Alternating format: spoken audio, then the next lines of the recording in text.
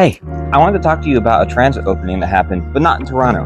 My home state of California just showed us here in Toronto how to open a transit line if you aren't trying to sabotage your own success. More than a line, it's a leap forward. Through the heart of LA, the Metro D-Line extension connects Koreatown, Windsor Square, Hancock Park, Miracle Mile, Museum Row, and Beverly Hills. This isn't just new track underground. It's a safer, cleaner, faster way to move through LA. Because when LA moves together, LA moves forward. But yeah, so Los Angeles has actually been building out a new transit line since like the early 90s or so. It's been mostly light rail, but the cool thing is that the D line, which is one of the two heavy rail lines, just had its first extension open up.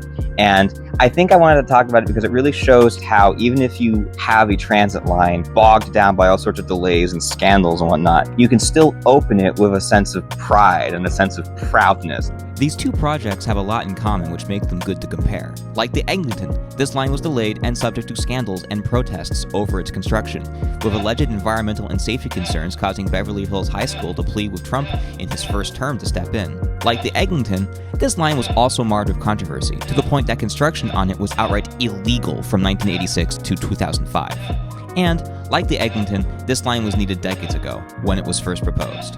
And so I wanted to compare that to the Eglinton opening because I spent so much time in my video about that, complaining about how the opening of the Eglinton Line 5 in Toronto was so dour and sad. Whereas this opening was full of joy and life.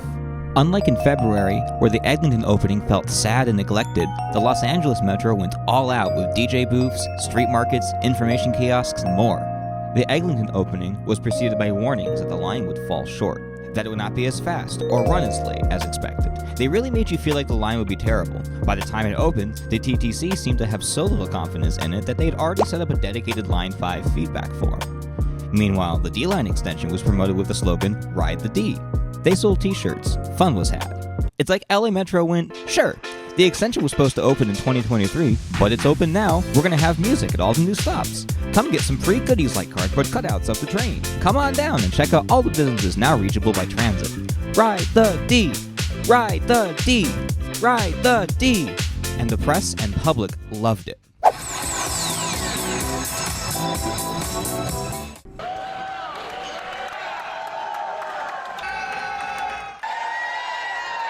Today is the day. After years of construction, riders are finally stepping onto Metro's D-Line extension. We're ready to ride the D. Come on, we're ready to ride the D. Again, this project was so controversial that Hollywood liberal hotbed Beverly Hills asked MAGA's very own Donald J. Trump for help while using their own education budget to fight the project in the courts. They staged student protests and whatnot. There were disruptions, there were delays, and yet the opening still got celebrated. I'm skeptical that hosting an official celebration when Line 5 opened would have been controversial to anyone unless they already opposed public transit. This is the same city where people came out in force for the Finch West opening even though it was snowing and dark, waiting hours on the outside before the stations even opened. But apparently, a party for an even more anticipated opening would be inappropriate and upset too many people. It'll be much better to wait several months for the excitement to die and the novelty fade before having a proper opening celebration. Sure, because that's totally gonna happen. How they totally promised there would be a proper opening or celebration. Well, it's late May now, so what are they waiting for? Freaking called it. Let's swap things around for a moment. Imagine if Los Angeles Metro had said, actually, because this is a very serious and controversial project and extending it took so long, we're not going to have a celebration until the entire line is extended all the way to Westwood, and only if everything goes perfectly. This project was bad, and finishing it is bad too. Here's a dedicated page on our website for you to scream and yell at us because we're so awful and sorry. Also, riding the D, that's inappropriate. We're a transit agency. No fun allowed. Can you imagine the field day the NIMBYs, the car brains, the cowardly politicians, and anyone else opposed to transit expansion would have had? How much harder it would have become to advocate for more lines and extensions? That's what it felt like when the Eglinton opened. Given that there's so much hostility to public transportation projects, it felt like a deliberate effort to tarnish the image of public transit. Don't hype up the opening, tell everyone how shitty the line is, and make sure that only transit nerds, curious locals, or anyone else who'd use it anyway are the ones who show up. Then, go and point at the low turnout and go, see? No one wanted it anyways. People don't want more trains. They might as well have just come right out and said, the NIMBYs were right. I think it's safe to say that many people in Toronto aren't feeling all that positive about what is happening. Micah, MB, a lot of the people I spoke with today are very excited. Now, you're probably thinking, Trek, or Lawrence if we want to be parasocial. Aren't Los Angeles and Toronto like apples and oranges? Sure, they're both cities, but one's in Ontario and the other's in California. They aren't in the same climate or even the same country. There's actually a lot they share. For instance, Angelenos love to complain about traffic. Well, here in Ontario, the 401 has the worst traffic in the world. To get around most of the Los Angeles area, a place twice the size of Belgium, you need a car. In the Greater Toronto area, outside the areas with frequent TTC buses and trains, the car also reigns supreme. They do have their differences, of course. Toronto proper has much better bones, with its pre-World War II streetcar network and its post-World War II, more developed subway. But it hasn't kept pace with the city's growth, with no new metro lines opening until 2002, with the exception of the experimental Scarborough RT, which is now decommissioned. Meanwhile, Los Angeles isn't exactly known for its car-free options, having ripped up its world-class red car and yellow car streetcar networks by the 1960s. Both cities are also similar in that they could be doing far worse by North American standards. Each metropolitan region is in the midst of a massive build-out of their public transportation infrastructure. In recent years, the Greater Toronto Area has been putting in the work to make up for lost time since the 70s.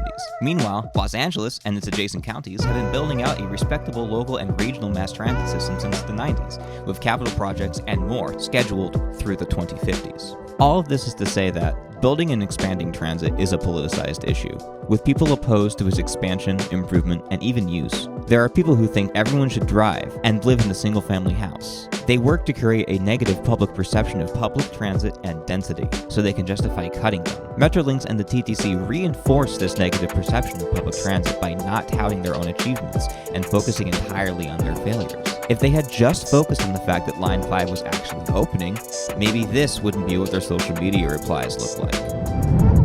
The trains must be slower than they are on line 1 and 2, I'm Congratulations, guessing. Toronto Line 5 is not working. Shallow buses are coming on Never Eglinton seen Avenue it, West never for 8 used it. years. But why It's do still my not working. taxes You have don't to feel pay for proud it? of this Kinda the disgraceful same Line with this 5. tunnel Just do your vision job or and shut lack the of fuck up. vision. Who owns Metrolinx?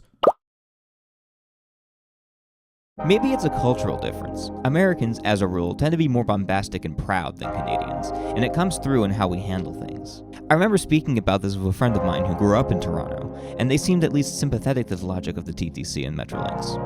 Perhaps Canadian culture is less glass half full than American culture, at least historically, present democratic backsliding notwithstanding. So what do you think?